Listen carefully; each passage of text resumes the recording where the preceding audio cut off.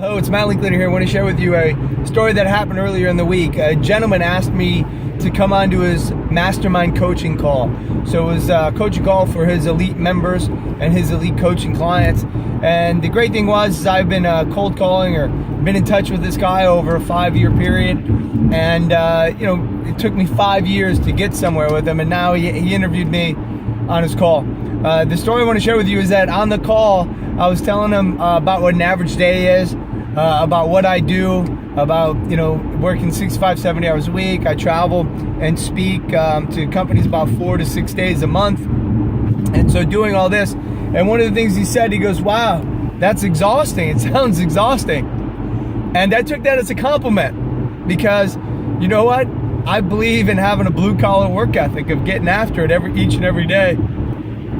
Excuse me. But the other thing is, I think there's two things that people underestimate, or two things that people don't do, is they don't think big enough for their lives. If you think big enough and you have a dream about what's possible, then you don't let the small things really bother you because you have a congruent belief about reaching your goal.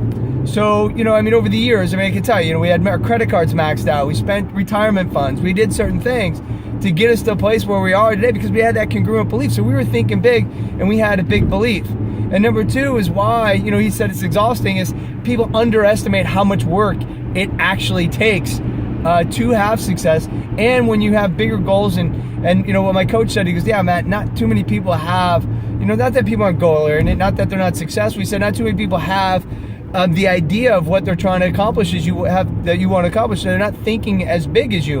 And you don't have to. That's not what I'm saying. But what I'm saying is that you have to think big. You have to nominalize all the problems, all the mistakes, all the failures, because if you have a big goal or big dream, you're going to make big mistakes, have big failures, but they're really just lessons.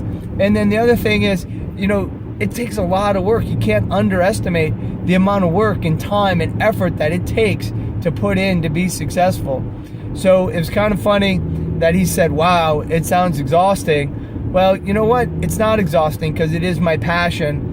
It is my grind. It's what I like to do. And as I call it, it's my game of Monopoly.